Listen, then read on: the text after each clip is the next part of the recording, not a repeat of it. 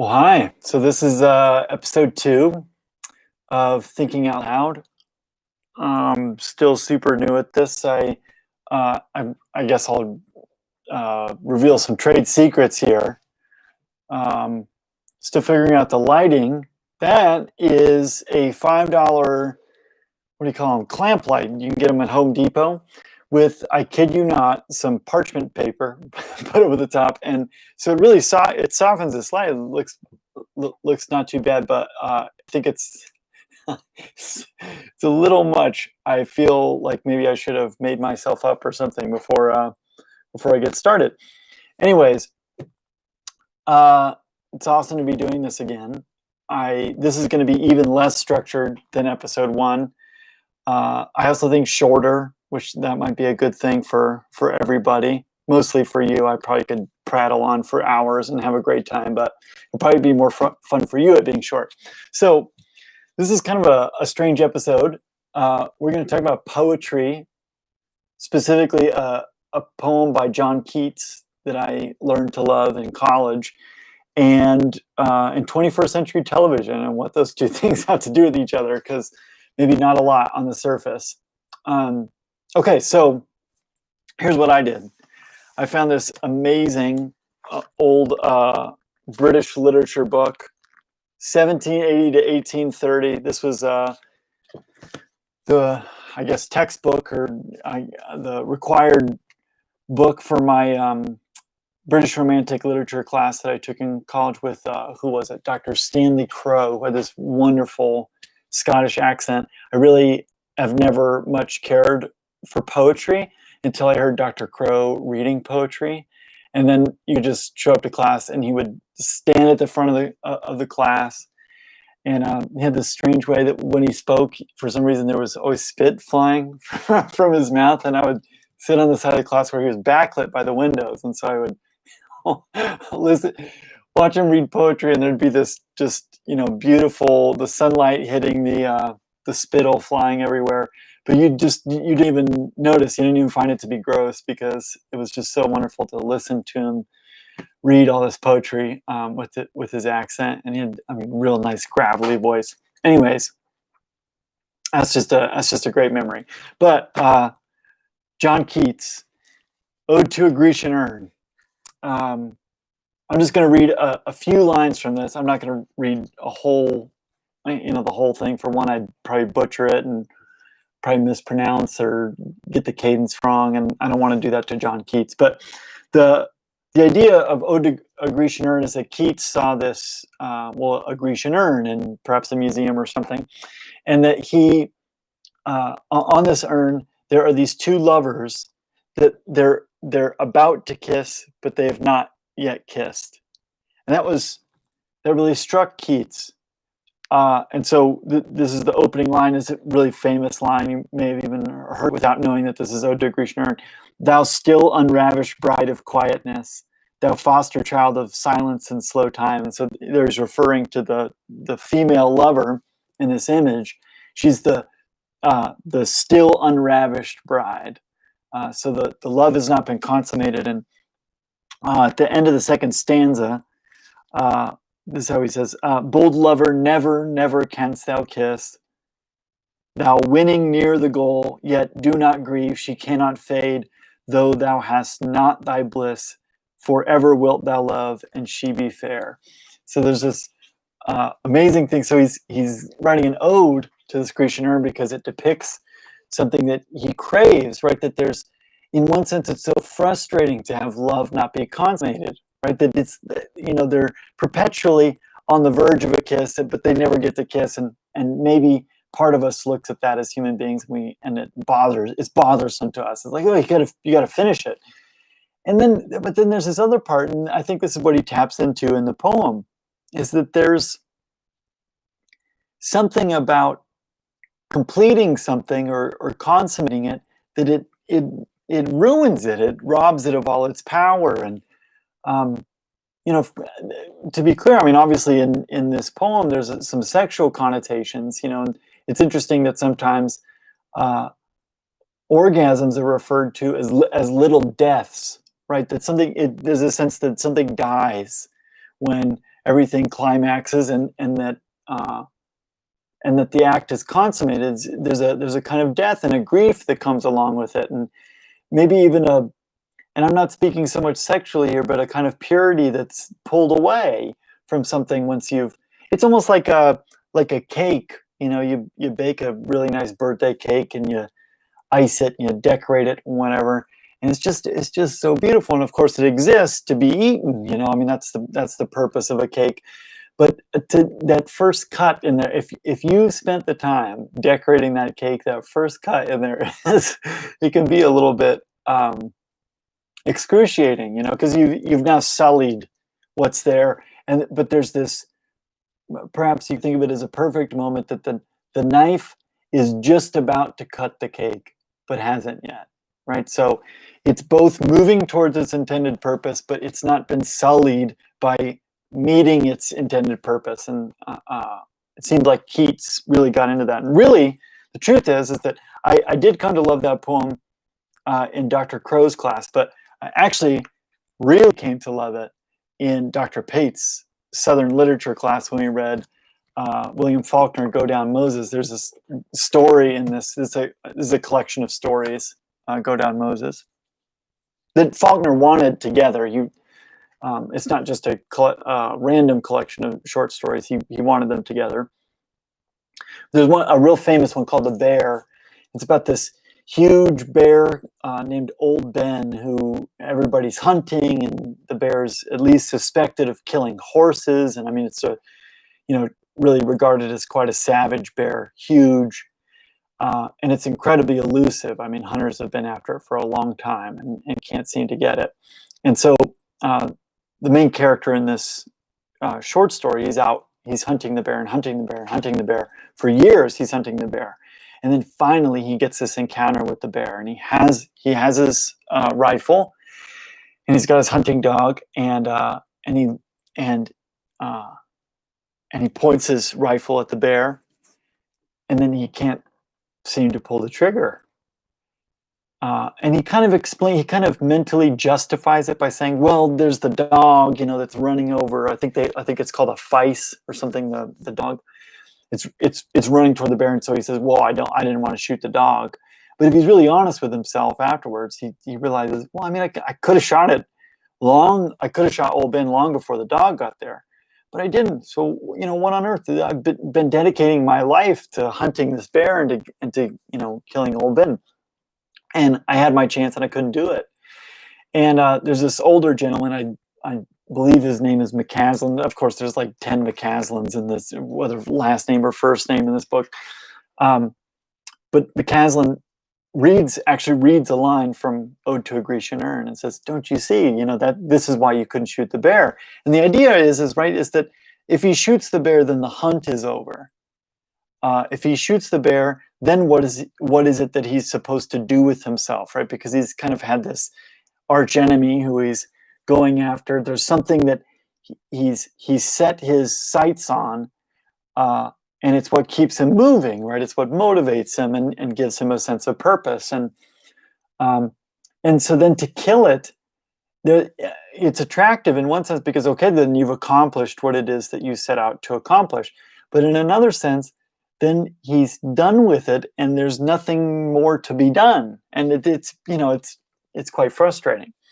So, okay, I think y'all are getting the idea of, I don't know, I keep saying y'all as if there's like people actually watching this. I feel like this is much more for myself than anything, but which I don't mind. But let's assume that I'm speaking to y'all, whoever y'all are out there, and maybe nobody. But I think, let's say we are at a point where there's some understanding about what the poem's about. Okay, so let me put away this huge book, because then I can move my arms a little bit. So I've been thinking about Ode to a Grecian Urn and how the idea that Keats captured in there, it really is the backbone of an enormous amount of 21st century television. It is what gets the wheels turning and keeps them moving. Okay, so case in point. Okay, The Office. So here's what you've got, right? You've got Jim and Pam. And Pam in this case being the still unravished bride of quietness, right? And Jim is over here as the inevitable lover, and I mean, we all see it, that they're going to end up together, but it's just always just a little bit out of reach. Okay, so they do this in small moments, right, where perhaps Jim, he's about to ask Pam to come hang out after work, and then boom, who busts in the room but Roy, Pam's overbearing fiance, and so it's thwarted, right? So there's almost the kiss, but not quite there, right? And that's maybe metaphorical for the whole relationship, at least for those first, I don't know, what is it, 3-4 seasons, something like that. Okay, so you can just plot that out, right? Jim and Pam, always so close to getting together, but not quite getting together. And there's something in us that freaking loves it. We just love it, and it's what keeps us coming back from work. Because we're like, yeah, but like, come on, like that's not the whole story. There's still something else that's there to be had. Okay, now, spoiler alert, and I mean, The Office is old enough. I don't think I'm spoiling it for anybody. Okay, so they eventually get together.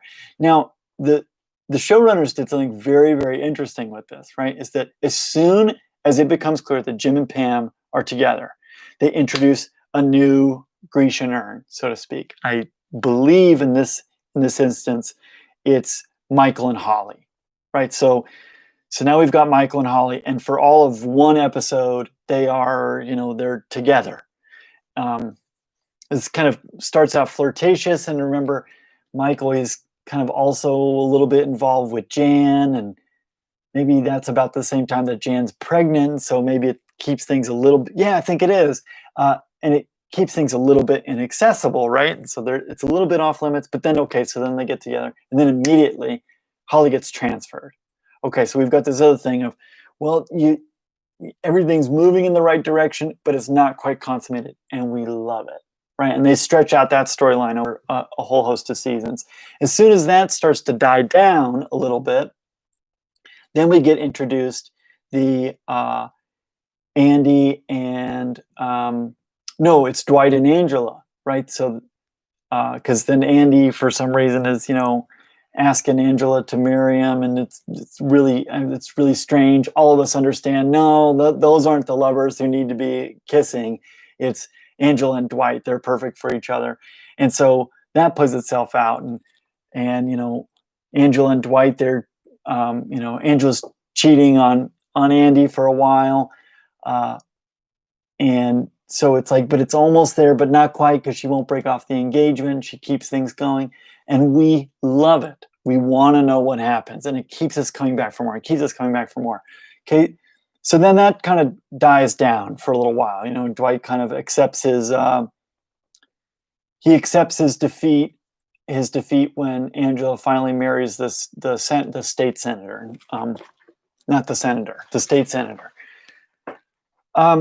Okay, so then we get Michael and Holly back, and then we get, and so always throughout the entire show, and I'm not kidding you, if you plot it out, it literally is like, if one set of lovers kiss, in other words, like if something gets consummated, they immediately add something else. If it seems that the lovers, maybe they aren't quite so close together, they push another couple up front, and so they're the ones who, gosh, are they going to get together? Is that going to work out?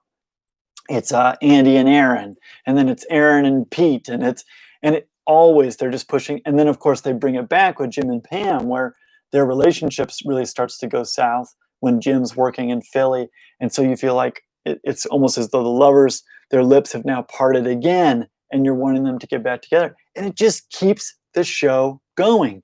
And the Office probably is the best example of doing that really, really well, because they maintain that tension for so long. And really, I really think you can only do that with an ensemble cast. Because I'm also thinking of some other shows, right? So I was a big fan of Castle for a while. I don't know if anybody watched Castle. So here's the thing. So Castle's this writer, this fiction writer he's kind of like a bigwig, and he's friends with the mayor of New York City or whatever.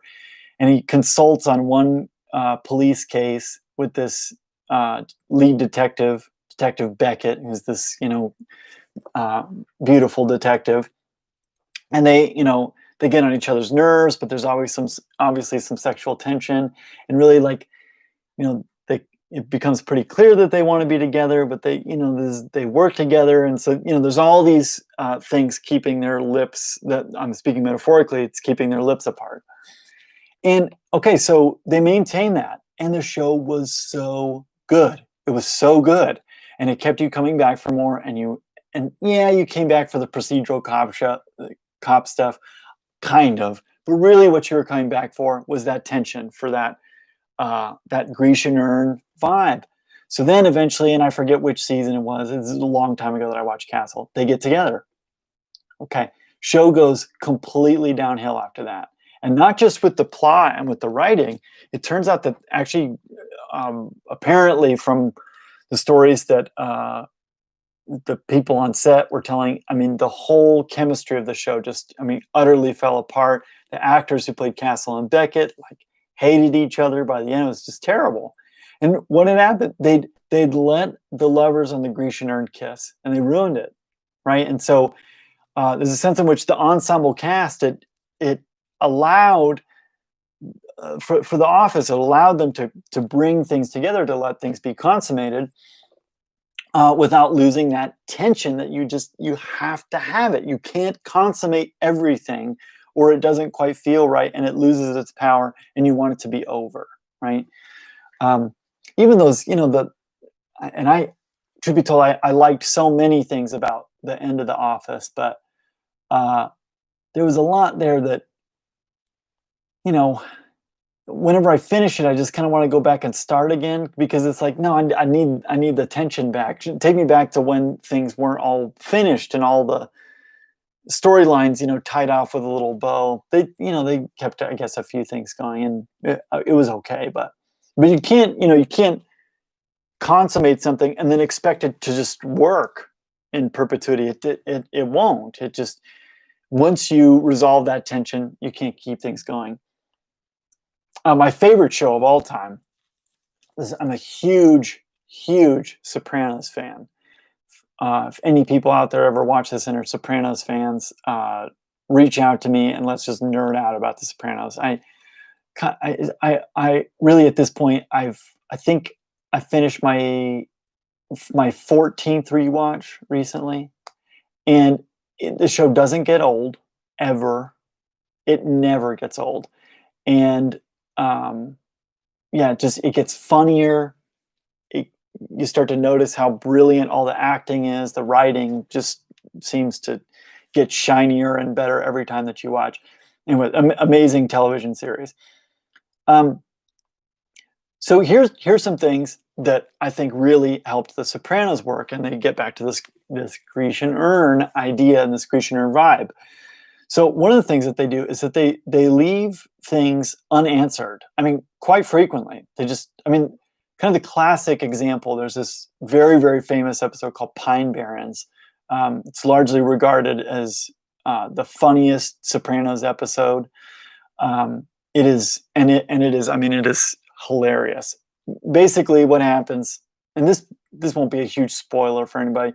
Sopranos it's not really like a spoiler show. There's not a huge bunch of no way kind of moments. It's very well paced.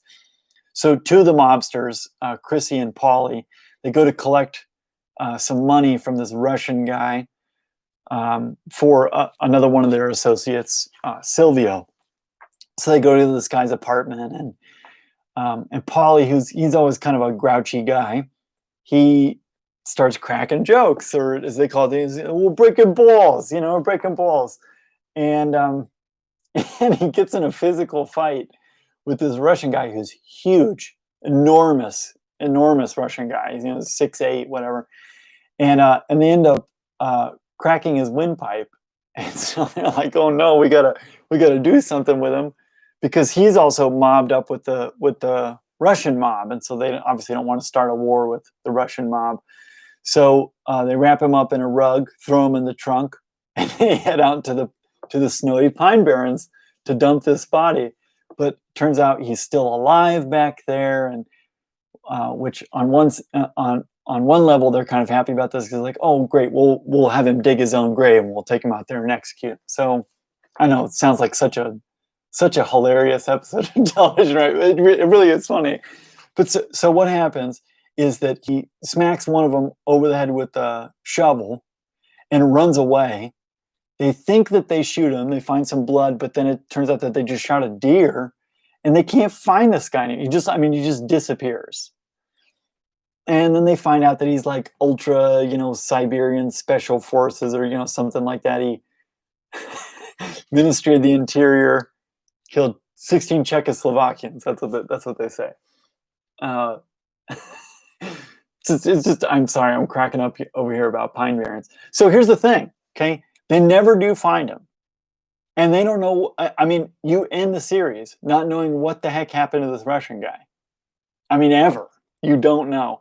And people, big Sopranos fans, they've got all these, you can imagine all these wild theories about what happened to him and what's going on. Did he survive? Did he not? How did it all play out? I mean, and really, I mean, for the whole rest of the series, you're kind of waiting for this Russian guy to just pop out of nowhere to exact vengeance on the Italian mob, and you're kind of waiting for this Russian versus Italian New York mob war or New Jersey mob war. And it never happens. But you're waiting for it to happen, not in the sense that you so much would wish that it happened, but it almost seems inevitable in much the way that the two lovers kissing. It's clear that it's inevitably going to happen. And so you're kind of waiting, come on, like show me what's going to happen. That comes to mind as an untied off plot point. But there are just so many. I feel like I could go through each season and point out 15 different things that they just really weren't answered. What happens? And so one of the things that did in the show is that it just maintained this incessant tension where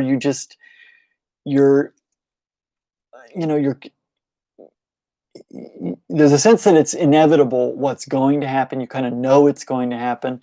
Tony, the main character, he even says it, guys who do what I do, they either end up in the can or in the morgue, or I forget exactly how he says it, but it's you either end up in jail or you die. Like those are the ends. And so you're waiting for him to go to jail or to die.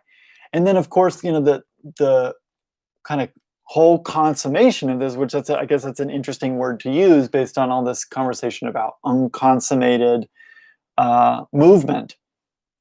But the whole consummation of the show ends up in this final scene in this diner where they're going to have this little family meal, which mirrors a family meal that they had in the first season. So there's this really nice narrative arc that goes from the first season to the end of the sixth season, which is the final season.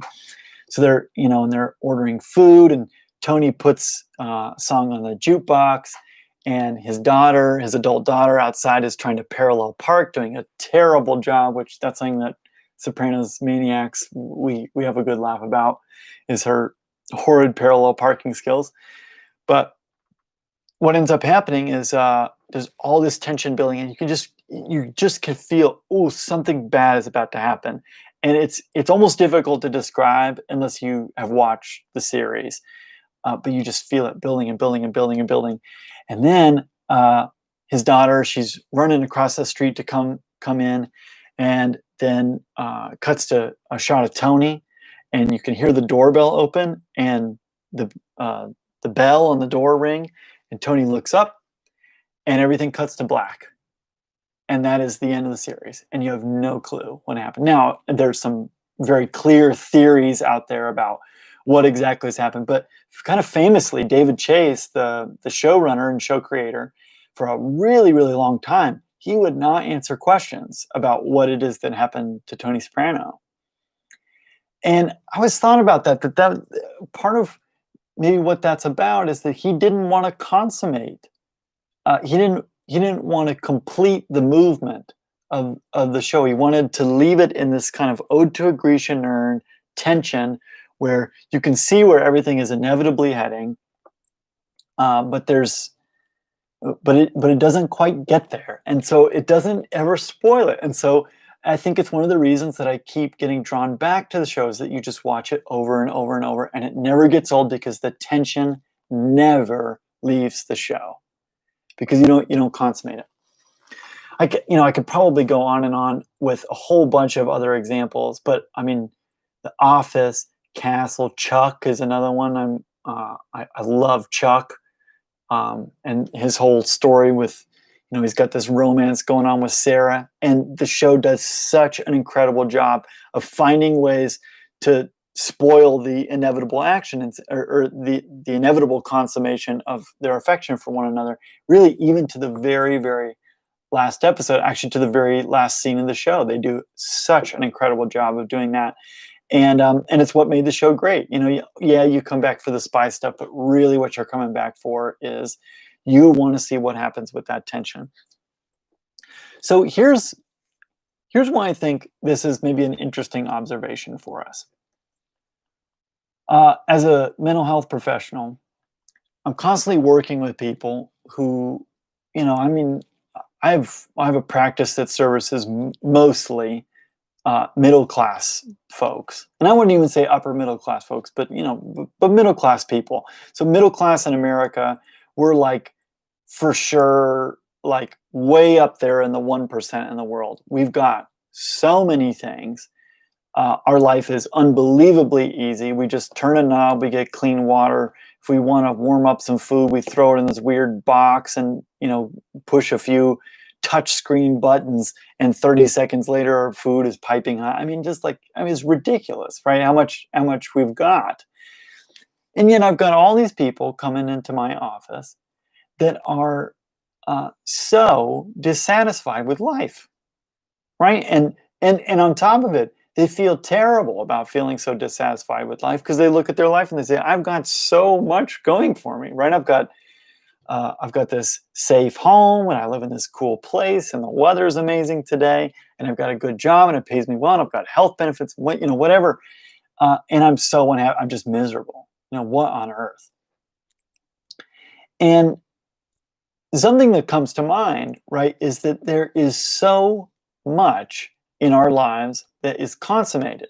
And I'm not trying to pathologize being middle class or being wealthy or even at like a subsistence level. I don't want to glamorize poverty as this, place of blissful joy. I don't think that at all.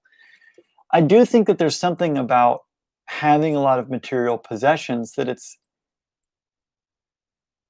there's a sense in which, okay, so I'm hungry, and then so quickly we lose the ode to the Grecian urn tension in our lives, because it's just, I'm hungry, I eat. I'm hungry, I eat. I'm hungry, I eat. And we could spread that out to so many things. I'm bored. Oh, I'll watch a movie. Oh, I feel this way. Oh, I'm lonely. I'll get on social media, or I'll drive my car 50 miles an hour down to a place where I know that there's other people and those people are safe. And things that really in the scope of human history they're weird. Like they don't make any sense at all. And so one of the things that I've been thinking about, both just as an individual and then also as a mental health professional, is I've really been kind of asking myself, where is the tension? Where and not just any tension, right? I don't want to like stir up drama over nothing, right? And I don't want to just go hungry for no reason. That doesn't feel meaningful or helpful or something that would actually promote flourishing for people. But I do think that, well, I guess a couple things. One is I mentioned in the prior episode a little bit about being and becoming. We do seem to be very oriented, let's say, particularly in American middle class. I don't know if this is something particular to white communities, and that's just because I'm a white guy, and so I don't know. I can't speak for what else there is. Certainly, middle class white America, we seem to be very oriented towards things and product and results. What grade did you get? My son goes to school for the first time tomorrow. What grade did you get? Or for adults, what were the results of your performance review? How much money do you make? Do you, what year, what model car do you have? I mean, these aren't necessarily things that get talked about in my house so much, but I think you guys, maybe you're seeing what I'm saying, and there's not a whole lot of sense of where we're going, or maybe where we're going feels pretty, ugh. Like, I don't know. I remember living, when I was in graduate school. My wife and I, we lived with this old woman. We lived in her basement. So she was, retired. She was, I think, in her upper 70s, maybe was 80. I think upper 70s. And she'd driven a bus for all these years. I mean, working crazy hours. She I mean, just crazy hours, driving bus, and unsafe jobs. I mean, she had people pull guns on her, and I mean, just all kinds of things. And now all of this was so that she could retire. So then she retires, and I watched what retirement was for her. She would get up in the morning, she would eat a bowl of cereal, and it was the same cereal every day. And she would sit next to her Maltese named Rascal, who, I kid you not, had a comb over. So he'd gotten bit by some big dog, and so he had this bald spot, and she didn't like how it looked. So she instructed the dog groomer just to let the hair next to the bald spot grow long. So this little Maltese, I'm not kidding, had a comb over on his back. At some point, that's going to make it into a short story or something. It was so good. Um, so she would sit next to Rascal on the couch and turn on the television and watch TV until it was about lunchtime, at which point she would get up and microwave her lean cuisine. And she only ate, 4 or 5 different kinds of lean cuisine. And then maybe she'd do a crossword puzzle, and then she'd go back to watching TV. And by the way, TV, when I say she was watching TV, she was watching like Hallmark movies that she'd seen 18 times before. And I remember, and I don't know, maybe that was what she wanted, genuinely. And so I'm not trying to be judgmental, but there's this sense of, I looked at that and I said, work your whole life for that? That doesn't, I don't know, if we're supposed to be moving towards something meaningful, and that's, kind of what the movement towards the lover's lips is, right? We're moving towards the consummation of something. If that's what the consummation is, what lame movement, right? Like, that's not what I want for myself. It just, I mean, it felt incredibly sad and quite empty. And the reality is though, is that that's not. I don't think that's an uncommon dream for people, right? It's like, I'm going to work my whole life so that then I don't have to work. Which, for one, immediately, right, you see that then what you do is, well, you consummate it. And then it's like, well, and then what the hell are you supposed to do with yourself? Because you've then ravished the bride of quietness. Maybe you continue to love, but the bride doesn't remain fair anymore. You've gotten there, and there's no more tension, and we need tension. On some level, we need some tension. We need something out there that we don't have. But the trouble with that, right, is that then one of the things that we can do is, it's like, well, the thing out there that I don't have, it's a $40,000 a year salary. So then we get that and we say, well, what I don't have now is the $45,000 a year salary. And so we get that, and then we say, well, I want the $100,000 a year salary, and then we get that, and it just goes, and nothing's really. It doesn't. We keep consummating, and everything seems kind of quite sullied once we get there. So here would be the thing for me, right? Is, it feels to me like there's a mental health implication for this. John Keats and 21st television, however, lowbrow 21st century television is, it's getting something pretty important about how we are as human beings. And that is that there needs to be,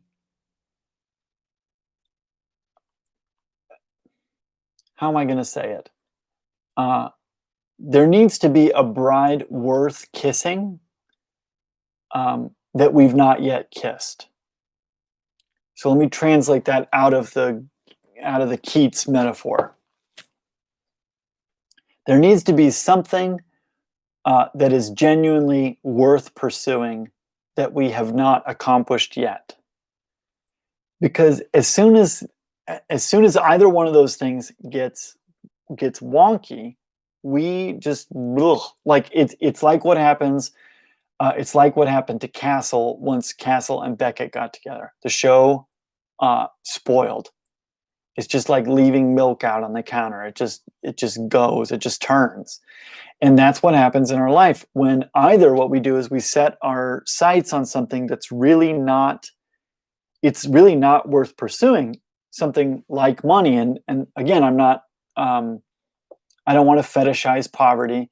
Absolutely. And we've got good social science research to back this up now that, at least within, I believe this research was done within the United States, there are significant benefits for our mental health, subjective well-being, sense of satisfaction in life, from $0 up to about $45,000 a year. There's meaningful differences there. And then really 45 on, it just, like, you don't really get anything, no bang for your buck, quite literally, at least on the buck side, right? That, okay, so yeah, I don't want to fetishize poverty, but to say, yeah, money, like, it's, I mean, what are you gonna do with your money? It's not all that. I mean, you can get a lot of it, and it kind of seems also that the more that you get, the less satisfying it is. It's not that you can't buy cool things, and maybe, by the way, the things that money could buy you, those things might be worth pursuing or going after. Which is why I think you see a fair number of exceedingly wealthy people moving into charity work, right? Is that they're kind of like, well, okay, I don't know what to do about this, but you know what, the AIDS crisis, like, we're going to do something about that. So then you chip away at it. Now that's something worth pursuing that they don't have yet. Now they've made up a lot of ground, right? Like, the lips are getting pretty freaking close to each other. And there's something about that is where human beings flourish, where there's something meaningful out there. We don't quite have it, but we're on our way to it. That feels like a good way to structure your life. From a religious perspective, this isn't all that different. I don't want to dumb this concept down, but at least from a Christian perspective, that's kind of what sanctification is, right? It's like, okay, Christ's perfection is the standard, and at least within the process of sanctification, I'm not giving some like broad theological statement about what the Bible teaches, but I'm saying there is such a thing as a sanctifying process, and what that looks like is, here's Christ's perfection, and and it's worth pursuing. It's the thing worth pursuing, and the thing is you're chipping away at it. You're what do the epistles tell us? That we are being conformed to the image of Christ. So that's a transformation thing, not, well, you'll get there, and once you get there, then you're good. It's, no, you're in the process of becoming. And that's that nice tension that we need and that we flourish in as human beings, is that there's something out there worth pursuing. We don't have it yet, but we're on our way. So we could look at that philosophically, but then also I mean, we could look at that spiritually, but we could look at it philosophically. We could look at it. We could look at it just from a psychological standpoint to say, a lot of the rewards that we're gonna experience in life, we're gonna experience those rewards in the context of a goal, right? So, well, let's say my son going to school tomorrow. It's going to be a wonderful moment to drop him off and have him walk in there with his backpack for the first time. So here's what that's about, right? Is that I have a goal that's worth pursuing, and here's what that goal is, and that's to be a father who equips his son not to be a perfect human being, but to be someone who, well, can manage what life throws at him. And here it is, right? Is that Well, first day of K-5, I I don't know, like, we're not all the way there. There's a lot that life is gonna throw at him that he's not quite prepared for, and that's okay because he's 5, it's no indictment of him or of me as a father. But boy, we are on our way, right? And so I get this nice tension where it's, boy, we're getting close and I'm not quite there. And and then, the next year, maybe, some point he's gonna graduate high school and we're gonna be a little bit closer. But we're not quite there yet. And then, I don't know, maybe it's on my deathbed that I look at it and I say, well, have I prepared him to be fatherless? I mean, and so I mean that's right. That's it, right? It's like right up till the end. That's a meaningful goal that's worth pursuing. That really, even at the moment of my death, it's not like I haven't quite consummated it. And that's maybe we would look at that and say, well, maybe there's some Enneagram threes out there listening to this who are saying this sounds terrible. To have a goal and to not reach it, that just bugs me. But really, I guess what I'm saying is John Keats, 21st century television, and mental health research disagree with you on that. That there needs to be something that you haven't quite got that is worth going after. That's a sweet spot for us. Um, so that's my thinking out loud for tonight. Um, Feels maybe a little bit convoluted, but not bad, right? Like maybe I've even worked a few things out myself, and that feels good. So always happy to answer questions if y'all want to send me emails. Again, I'm speaking to the imaginary y'all, but who knows? Maybe someday somebody will watch it, and I would be happy to dialogue about these things. So thank you for listening if you are. If not, thank you, YouTube, for hosting my ramblings. Have a good night.